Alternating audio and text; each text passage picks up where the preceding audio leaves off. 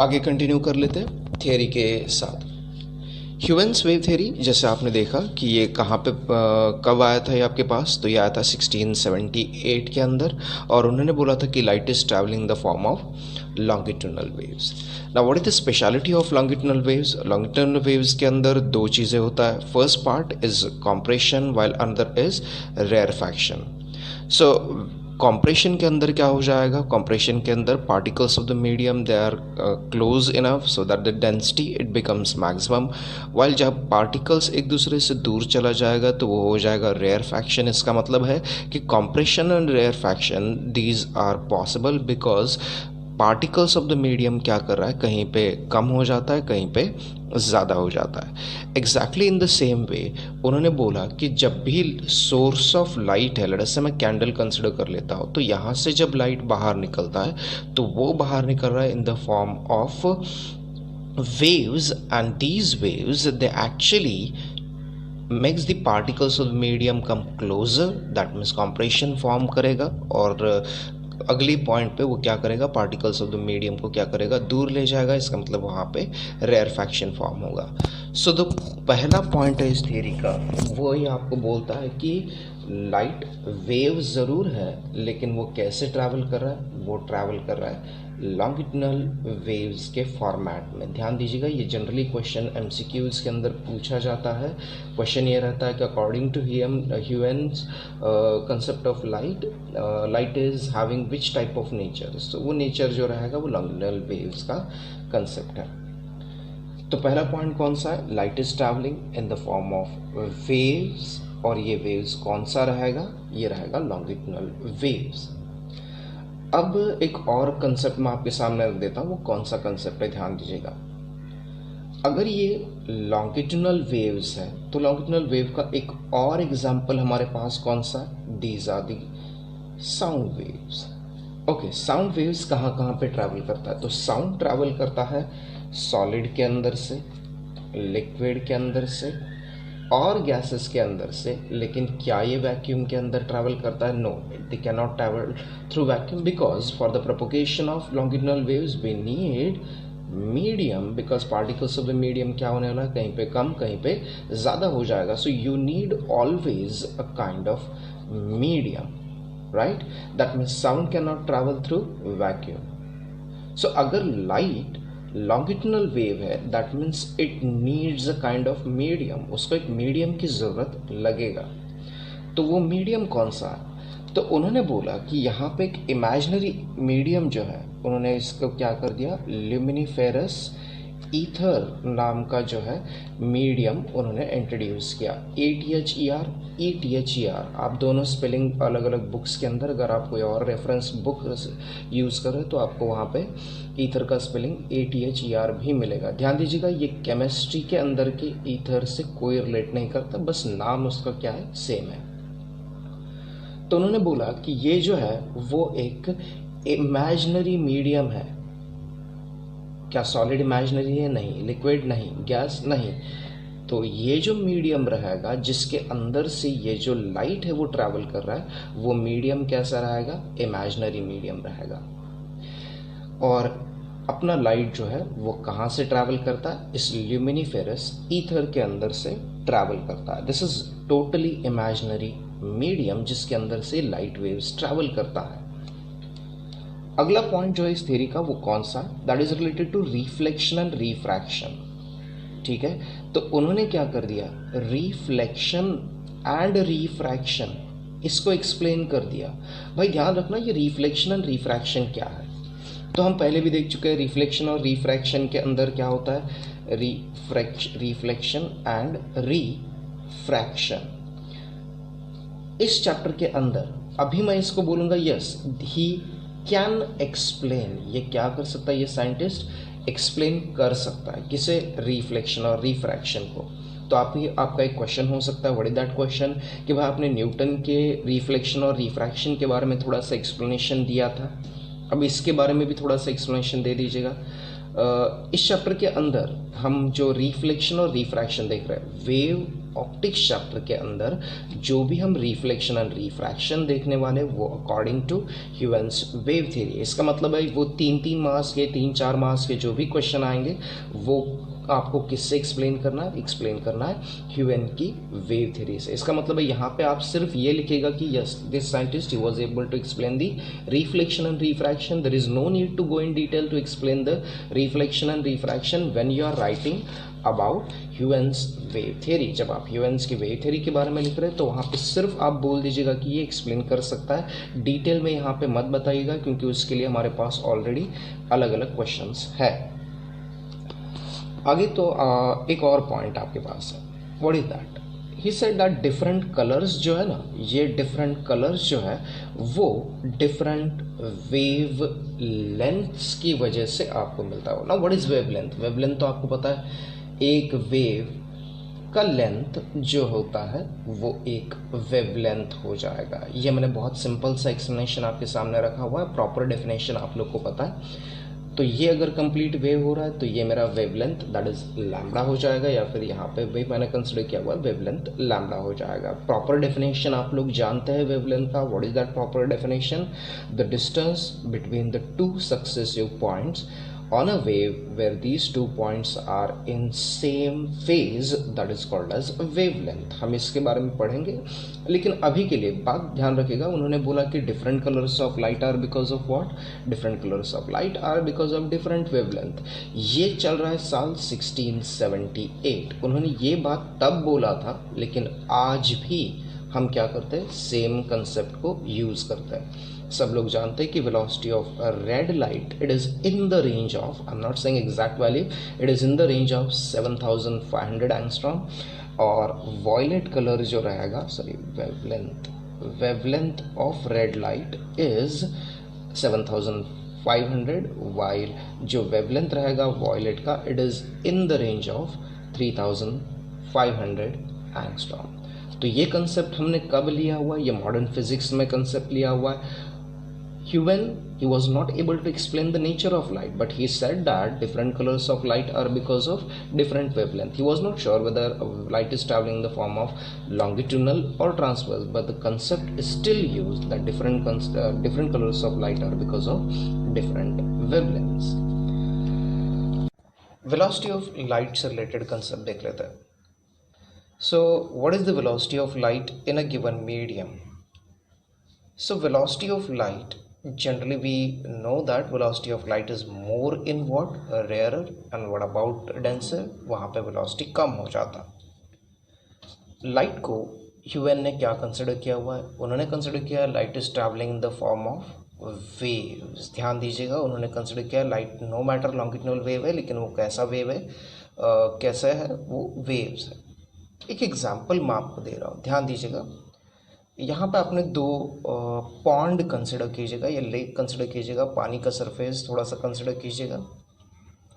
यहाँ पे मैंने क्या कर दिया, मैंने क्लीन वाटर को कंसिडर किया, और ये जो है ये थोड़ा सा कीचड़ वाला है, कंसिडर कीजिएगा मड है यहाँ पे।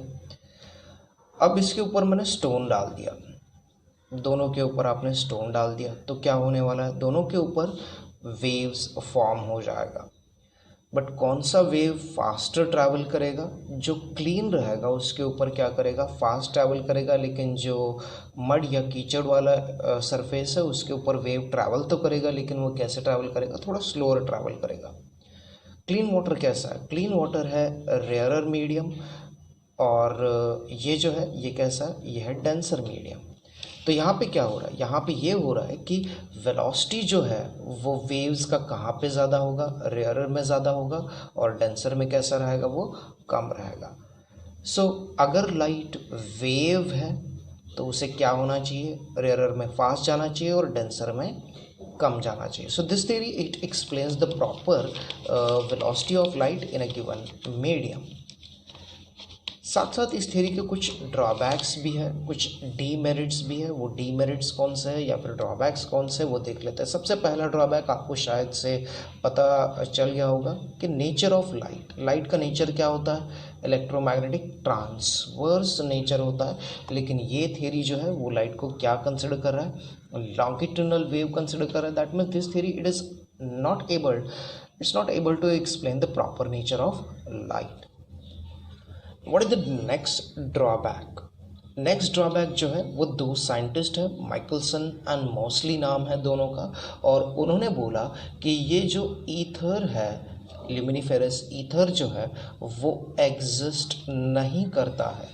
भाई ये बात इंटरेस्टिंग है, क्या है ध्यान दीजिएगा। लाइट को आपने क्या कंसिडर किया, वेव कंसिडर किया। वेव एक जगह से दूसरी जगह पे जाएगा तो उसे मीडियम चाहिए होगा, वो बिना मीडियम के ट्रैवल ही नहीं कर पाएगा। कौन ट्रैवल नहीं कर पाएगा, वेव ट्रैवल नहीं कर पाएगा बिना मीडियम के। लेकिन अभी माइकलसन एंड मॉसली इन्होंने क्या कर दिया कि इसने बोला कि ये ईथर एग्जिस्ट ही नहीं करता। अगर ईथर एग्जिस्ट नहीं करता है मतलब मीडियम नहीं है, तो क्या लाइट वेव है, यही एक क्वेश्चन आ जाता है। तो ये थ्योरी का एक ड्रॉबैक है, डीमेरिट ये है कि इस थ्योरी को अगर वेव बोलना है तो वेव अगर बोलना है तो उसे मीडियम चाहिए, लेकिन मीडियम के लिए जो ईथर था वो एग्जिस्ट नहीं करता, मतलब लाइट का वेव नेचर जो है वो थ्योरी प्रॉपरली एक्सप्लेन नहीं कर पाता है। और कुछ ऐसी प्रॉपर्टीज़ है, फॉर एग्जांपल मैं यहाँ पर बोल देता हूँ, पार्टिकल नेचर से रिलेटेड जो प्रॉपर्टीज़ है वो भी बात कर लेता है। लाइट को अगर मैं पार्टिकल कंसिडर कर लेता हूँ या फिर फोटॉन कंसिडर कर लेता हूँ, ध्यान दीजिएगा मैंने लाइट को क्या कंसिडर किया हुआ है, photon. I said just like particles, not particle, just like particle. Particle photon क्या होता है मैं आपको अभी जब लाइट का फोटॉन वाला कंसेप्ट आता है तो वहाँ पे बताऊँगा, but for the time being आप कंसिडर कीजिएगा मैंने अब क्या कंसिडर किया, लाइट को कंसिडर किया है फोटॉन। और मैं लाइट के कुछ प्रॉपर्टीज़ को एक्सप्लेन करने जाता हूँ। कौन कौन सा, तो मैं यहाँ पे एक्सप्लेन करने जाऊँगा फोटो इलेक्ट्रिक इफेक्ट को। जैसे रिफ्लेक्शन है, ये एक लाइट का प्रॉपर्टी है। रिफ्रैक्शन है तो वो भी क्या है, एक लाइट का प्रॉपर्टी है। तो ये सारी जो लाइट के प्रॉपर्टीज़ है, इन सभी प्रॉपर्टीज़ को आप एक्सप्लेन कर पाते हो by considering light in the form of photon.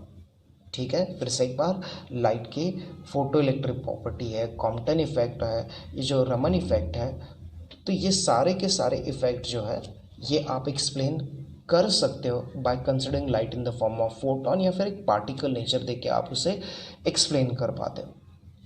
लेकिन अगर आप लाइट को क्या कंसिडर करो, वेव कंसिडर करो, और अगर आप ये पॉइंट्स को एक्सप्लेन करने जाओ तो एक्सप्लेन नहीं हो रहा है।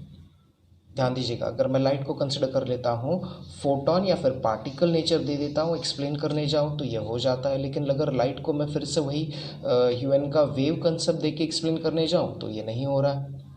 इसका मतलब है कि ये थ्योरी फेल हो जाता है क्या एक्सप्लेन करने के लिए, particle properties of light. Photo electric effect क्या है, 2 मिनट के अंदर मैं बोल देता हूँ कि किसी भी फोटो सेंसिटिव मेटल के ऊपर, हम इसे डिटेल में पढ़ने वाले हैं अपने सिलेबस में, लेकिन ध्यान दीजिएगा फोटो सेंसिटिव मेटल जो रहेगा, आप अल्कली मेटल, पोटेशियम, सल्सियम जो भी है, सीसीएम, ये आप कंसिडर कर सकते हो। लेकिन ये जो मेटल के ऊपर लाइट आके स्ट्राइक करेगा, तो ये लाइट आके स्ट्राइक करेगा, लेकिन इस सरफेस से बाहर क्या निकलेगा, इलेक्ट्रॉन निकलेगा। सो एक फोटो इलेक्ट्रिक इफेक्ट है लाइट का कि लाइट स्ट्राइक करेगा तो इलेक्ट्रॉन बाहर निकाल देता है। ये एक्सप्लेन करने जाए आप वेव से तो एक्सप्लेन नहीं होगा, लेकिन अगर आप लाइट को फोटॉन कंसिडर करें तो एक्सप्लेन हो जाता है। मतलब इस थ्योरी के अंदर क्या एक्सप्लेनेशन नहीं है, few properties of light cannot be explained with the help of this wave nature of light. One more property is that this theory, it cannot explain the rectilinear propagation. What is rectilinear propagation? The property of light to travel in straight line. Light एक जगह से दूसरी जगह पर हमेशा straight line में ही travel करता है, and this theory, it fails to explain the property of light, that is rectilinear propagation of light. So ये जो theory है ये बाकी सभी properties को explain कर पाता है, लेकिन किसे explain नहीं कर पा रहा है, वो इन कुछ basic concepts को क्या नहीं कर पा रहा है, explain नहीं कर पा रहा है। कुछ स्टूडेंट्स ने बोला है कि हैंड राइटिंग का प्रॉब्लम है, तो ध्यान दीजिएगा मैंने इसके प्रिंटेड नोट्स जो है वो सर के पास दे दिए है, आपको शायद से स्टडी मटेरियल्स में मिल जाएगा। आप बस यहाँ पे नॉलेज लीजिएगा, नॉलेज ज़्यादा इम्पॉर्टेंट है। नोट्स लिखना एंड ऑल दैट या आप कहीं से भी नोट्स ले सकते हैं, लेकिन सबसे पहले इसको समझिएगा। अंडरस्टैंडिंग इज़ वेरी इंपॉर्टेंट, समझना ज़्यादा इम्पॉर्टेंट है। तो आगे हम कंटिन्यू कर लेते हैं। इस थ्योरी में जो इंटरेस्टिंग पॉइंट आ रहा था, जैसे मैंने बोला था कि ल्यूमिनिफेरस ईथर है, तो हम इसको क्या कर लेते हैं, थोड़ा सा एक एक्सप्लेन कर लेते हैं, आप उसे ध्यान से समझिएगा।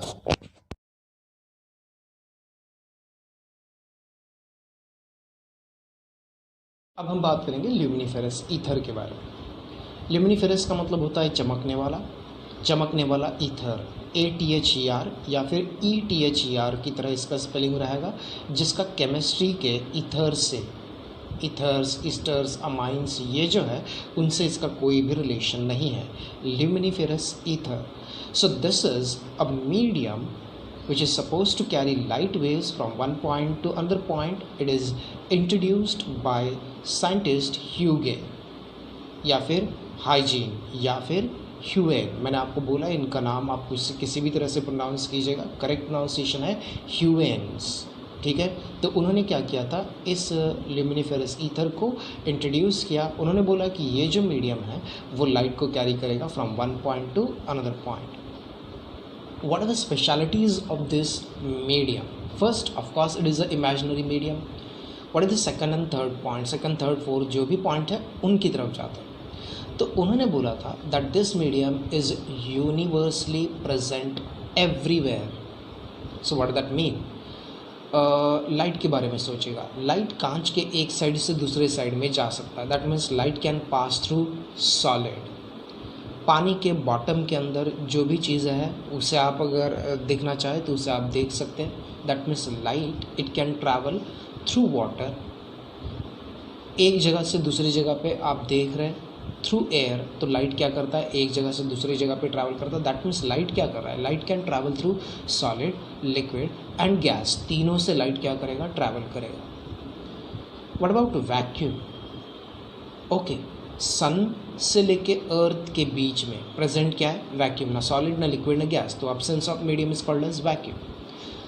तो ह्यूएन बोलता है कि ये जो मीडियम है luminiferous ether, it is present everywhere in the universe. It is present in solid, is present in liquid, it is present in gas, as well as it is present in it is present in vacuum also.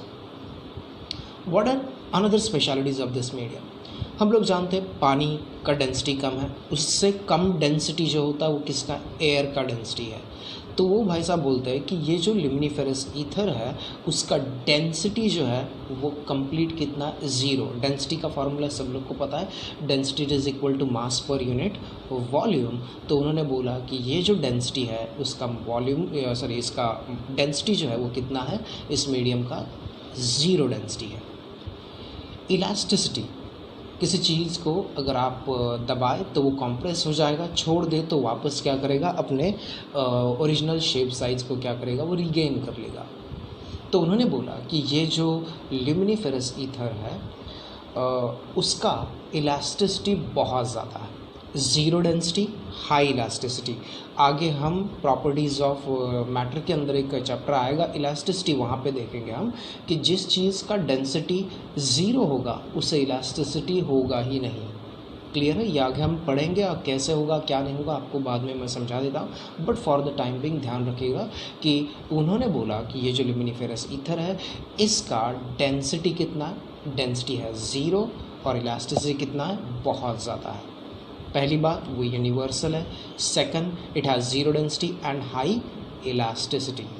Third point की तरफ जाते हैं। What is third point? थर्ड पॉइंट है that this medium is perfectly transparent. Can we see air और different gases, बहुत सारे गैसेस क्या है, transparent, that means they are colourless है। तो उन्होंने बोला कि ये जो ल्यूमिनिफेरस ईथर है वो भी कैसा रहेगा, वो भी परफेक्टली ट्रांसपेरेंट है। ध्यान दीजिएगा, एयर या गैसेस की बात कर लेते हैं तो उनको डेंसिटी होता है, लेकिन ये ट्रांसपेरेंट तो है लेकिन इसका डेंसिटी कितना है, ज़ीरो है।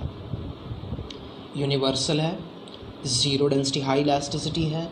फिर उन्होंने बोला कि ये जो मीडियम है वो परफेक्टली क्या है, ट्रांसपेरेंट भी है। नेक्स्ट वेरी इंटरेस्टिंग पॉइंट, ध्यान दीजिएगा, ये ऑलमोस्ट एयर की तरह बन रहा है, क्योंकि एयर भी दिखता नहीं है, डेंसिटी भी बहुत कम है, आप एयर को पकड़ नहीं सकते, बराबर है, एयर जनरली हर जगह पे है। तो ये जो लिमिनिफेरस ईथर है वो कुछ एयर की तरह है, लेकिन एयर के अंदर और इसके अंदर एक डिफरेंस है। डिफरेंस क्या है देखिएगा, बहुत सारा डिफरेंस तो है, लेकिन एक और डिफरेंस, हम एयर या गैसेस को क्या कर सकते हैं, फील कर सकते हैं। व्हेन एयर और gas is moving from one point to another point, your skin can feel it. But what about luminiferous ether, can it flow from one point to another point? तो उन्होंने बोला कि no, this luminiferous ether it can not flow from one point to another point. And what is the reason behind that? Reason ये है कि this medium has inertia. This medium it is present universally everywhere in the universe. Second, it has zero density, high elasticity. Next is this medium is perfectly transparent and it has inertia. तो ये कुछ characteristic है एक imaginary medium के, जो कि light को carry कर रहा है कहाँ से, एक जगह से दूसरी जगह पे। ये हो गया। ये अब लिमिनिफेरस ईथर के बारे में बोला। सन एंड मॉर्ली, इन दो साइंटिस्ट ने प्रूव किया कि लिमिनिफेरस ईथर जो है वो एग्जिस्ट नहीं करता है। कैसे नहीं करेगा? तो उन्होंने बोला कि आप एक बेसिक प्रॉपर्टी ध्यान रखिएगा, किसका, लिमिनिफेरस ईथर का। What is that basic property? Basic property है कि लिमिनिफेरस ईथर इट हैज़ इनर्शिया। ठीक है, लिमिनिफेरस ईथर को क्या है, इनर्शिया है। ध्यान दिया आपने, इनर्शिया का मतलब क्या होता है, the property of a body to be at rest, that is called as inertia. लेकिन क्या ये पॉसिबल है? बिल्कुल नहीं, हमारे लिए पॉसिबल नहीं है। क्यों नहीं है? क्योंकि हम लोग सन के आसपास मूव कर रहे हैं। Earth it revolves around sun. So if luminiferous ether is at rest, that means हमें वो कैसा फील होना चाहिए, we should feel that luminiferous ether is moving. लेकिन ह्यूएन ने क्या बोला, that this luminiferous ether it has some inertia. इसका मतलब है कि लिमिनिफेरस ईथर क्या कर रहा है, वो अर्थ के साथ साथ अर्थ की स्पीड से मूव कर रहा है। अब इसका क्या हुआ इम्पोर्टेंस? इसका इम्पोर्टेंस ये है कि if luminiferous ether is moving along with us around sun, तो ध्यान दीजिएगा, हम लोग क्या कर रहे हैं, लेट्स से एक पॉइंट से हम क्या कर रहे हैं, दूसरे पॉइंट को क्या कर रहे हैं, मूव कर रहे हैं। और लुमिनिफेरस ईथर भी क्या कर रहा है, वो हमारे साथ साथ मूव कर रहा है। तो अगर आप लाइट को दोनों डायरेक्शन में पास करें, ध्यान दीजिएगा, अगर हम ए पॉइंट से बी पॉइंट जा रहे और लाइट को मैंने आगे भी पास किया और पीछे भी पास किया, तो लाइट का आगे जाने का जो वेलोसिटी है वो क्या होना चाहिए, ज़्यादा मिलना चाहिए, और जो पीछे जा रहा है उसका वेलोसिटी क्या होना चाहिए, कम होना चाहिए। सेम वे अगर कोई स्विमर जो है वो पानी के फ्लो के सेम डायरेक्शन में जाए तो उसका वेलोसिटी ज़्यादा होगा, लेकिन अपोजिट डायरेक्शन में जाएगा तो उसका वेलोसिटी जो रहेगा वो क्या रहेगा, सेम रहेगा। तो माइकलसन एंड मॉर्ली नाम के साइंटिस्ट ने क्या कर दिया, ये बोला कि लाइट नो मैटर किसी भी डायरेक्शन में जाए, आगे पीछे ऊपर नीचे ईस्ट वेस्ट साउथ नॉर्थ कहीं पे भी जाए, उसका वेलोसिटी क्या है, वो सेम है। इसका मतलब है कि लुमिनिफेरस ईथर जो है वो फ्लो भी नहीं कर रहा, वो ना रेस्ट में है ना वो फ्लो कर रहा है। इसका मतलब है कि वो एग्जिस्ट ही नहीं कर सकता है। अगर आपको मीडियम चाहिए जो कि लाइट को कैरी करे तो उसे इनर्शिया है, ऐसा किसने बोला, ह्यूएन ने बोला। लेकिन ये एक्सपेरिमेंट प्रूव करता है माइकलसन मॉर्ली का कि लुमिनिफेरस ईथर क्या नहीं कर रहा है, एग्जिस्ट नहीं करता है, क्योंकि लाइट का वेलोसिटी नो मैटर आप किसी भी डायरेक्शन में पास करें इन अ गिवन मीडियम तो वो हमेशा क्या रहेगा, कॉन्स्टेंट रहेगा। नो मैटर वो मीडियम बदलता है तो क्या करता है, वेलोसिटी बदलता है, लेकिन किसी भी दिया हुआ मीडियम में क्या रहेगा, velocity of light it remains constant.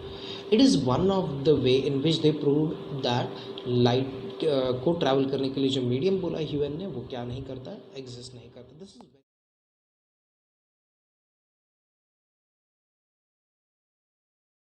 So here in this animation you can clearly see that we have two types of waves. One is mechanical wave, which is very popular, and second part is light, which is treated as electromagnetic wave. Okay, electromagnetic waves की बात कर लेते हैं। So Maxwell he introduce the concept of electromagnetic waves. He said that electric and magnetic field they are interchangeable. इसका मतलब है electric field किसे create कर सकता है, मैग्नेटिक फील्ड को, एंड मैग्नेटिक फील्ड किसे क्रिएट कर सकता है, इलेक्ट्रिक फील्ड को क्रिएट कर सकता है। सो बेसिक प्रिंसिपल कौन सा है, principle of conservation of energy. Energy can not be created, can not be destroyed, that is the basic principle जो यहाँ पे यूज़ किया गया है। सो यहाँ पे मैं थोड़ा सा एग्जांपल दे रहा हूँ, आप ध्यान दीजिएगा। यहाँ पे शायद से आपको दिख रहा होगा, मैं कंसिडर कर लेता हूँ दो प्लेट को, ए एंड बी। ये दो प्लेट है और ये दो प्लेट के बीच में मैंने क्या किया है, थोड़ा सा गैप रखा हुआ है, ठीक है। ए प्लेट बी प्लेट दोनों के बीच में थोड़ा सा गैप है। ए और बी प्लेट के ऊपर चार्ज जो रहेगा वो कंटिन्यूसली बदलते रहेगा। कैन आई से पोलैरिटी, ए प्लेट का पोलैरिटी पॉजिटिव रहेगा तो उस वक्त बी क्या रहेगा, नेगेटिव। लेकिन फटाक से क्या हो जाएगा, बी बन जाता है पॉजिटिव और ऊपर का क्या बन जाता है, negative. That means A positive negative होगा, लेकिन उसी वक्त बी जो है वो नेगेटिव पॉजिटिव होगा। समझा आपको? A positive B negative, B positive रहेगा तो ए क्या रहेगा, नेगेटिव। सो पोलैरिटी जो रहेगा दोनों का क्या रहेगा, कंटिन्यूसली चेंज होते रहेगा। अब आप क्या कीजिएगा, एक इलेक्ट्रॉन को कंसिडर कीजिएगा। इलेक्ट्रॉन क्या करेगा, electron it will move towards what, positive. जैसे वो ए में एंटर करने का ट्राई करेगा तो पॉजिटिव क्या बन जाता है, नेगेटिव। लेकिन उसी वक्त नेगेटिव जो नीचे है वो क्या बन रहा है, पॉजिटिव।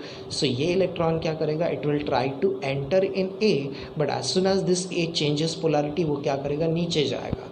कहाँ पे, प्लेट बी के अंदर। जैसे वो बी में आता है वो पोलैरिटी फिर से चेंज करता तो वो जाएगा किधर, ऊपर ए की तरफ जाएगा। सो कंटिन्यूसली क्या करेगा, ये जो इलेक्ट्रॉन है वो ए और बी के बीच में मूव करते रहेगा। So this is called as oscillation of electric charge. So charge क्या करेगा, इलेक्ट्रिक फील्ड में ए और बी के बीच में जो गैप है उसे हमने नाम क्या दिया हुआ है, इलेक्ट्रिक फील्ड बोला हुआ है। सो इलेक्ट्रिक फील्ड के अंदर जब भी कोई चार्ज ऑसिलेट करेगा तो energy can not be destroyed, तो वो ऑसिलेशन क्या क्रिएट करता है, इलेक्ट्रोमैग्नेटिक वेव्स को क्रिएट करेगा। ठीक है, सो सिंपल सी बात, oscillating electric charges they produces electromagnetic waves. So how many electromagnetic waves do we have, gamma rays, X rays, UV, visible, infra, micro and radio. ये 7 जो है वो इलेक्ट्रोमैग्नेटिक वेव है, जिसमें एक जो पार्ट आ रहा है वहाँ पे आपने देखा होगा विजिबल। क्लियर है, gamma, X ray, UV, visible, infra, micro and radio. Visible जो आ रहा है वो है अपना लाइट, जिसे हम आज क्या करें, देख पाते हैं।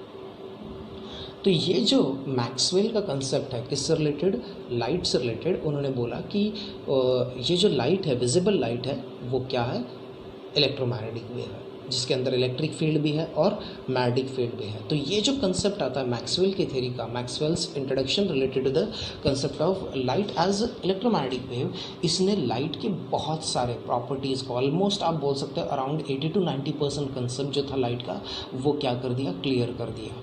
लाइट को आप इससे polarization of light, interference of light, diffraction of light, बहुत सारी जो चीज़ें हैं आप इस थ्योरी से क्या कर सकते हो, एक्सप्लेन कर सकते हो। तो लाइट के जो बहुत सारे और ड्रॉबैक थे दूसरी थ्योरीज के अंदर, वो भी इस थ्योरी में क्या हो रहा है, क्लियर हो रहे हैं। जैसे कि इलेक्ट्रोमैग्नेटिक वेव को ट्रैवल करने के लिए किसकी ज़रूरत नहीं है, मटेरियल मीडियम की ज़रूरत नहीं है। तो आपको यहाँ पे ल्यूमिनिफेरस ईथर या कोई और मीडियम लेने की ज़रूरत नहीं है, because if light is electromagnetic wave obviously it is not at all going to require the material medium. Clear. Velocity of light 3 × 10⁸ है वैक्यूम में, and that is same for all the electromagnetic waves. That means आपका velocity जो है वो rarer में क्या हो जाता है, ज़्यादा हो जाता है, और डेंसर में जैसे एंटर करेगा वो क्या हो जाता है, कम। डिफरेंट कलर्स ऑफ लाइट जैसे हम देख चुके हैं, रेड कलर का अप्रॉक्सीमेटली रेंज क्या रहेगा, 7500 एंगस्ट्रॉम रहेगा, और जो वॉयलेट कलर रहेगा उसका वेवलेंथ कितना रहेगा, 3500 एंगस्ट्रॉम के आसपास रहेगा। तो बहुत सारे जो कंसेप्ट है लाइट से रिलेटेड वो यहाँ पे क्या हो जाते, क्लियर हो जाते हैं। लेकिन अभी भी एक प्रॉब्लम आ गया है यहाँ पे, कौन सा, कॉम्पटन का, Raman effect, Compton effect, photo electric effect and photosynthesis. ये जो कंसेप्ट है ये अभी भी क्या नहीं हो रहे, ये क्लियर नहीं हो रहे। किससे, इलेक्ट्रोमैग्नेटिक वेव थ्योरी से। तो ये जो थ्योरी आया था वो लेट 1800s के आसपास आया था, लेकिन अर्ली 1900 दैट मीन्स 1904 के आसपास जो है वो कंसेप्ट जो निकला है वो प्लैंक का क्वांटम का या क्वांटा का फोटोन का कंसेप्ट है वो इंट्रोड्यूस हुआ है। वो कैसा है वो देख लेते हैं, but for the time being ध्यान रखिएगा हमारे पास ये तीसरा थ्योरी था मैक्सवेल ने दिया हुआ, लाइट का नेचर बताने के लिए, और वो है कौन सा, Maxwell's electromagnetic wave nature. First Newton का कंसेप्ट, सेकंड ह्यूएन का कंसेप्ट, और तीसरा लाइट का concept given by Maxwell as electromagnetic wave. So we are moving towards what, we are moving towards light's nature as photon या फिर quanta.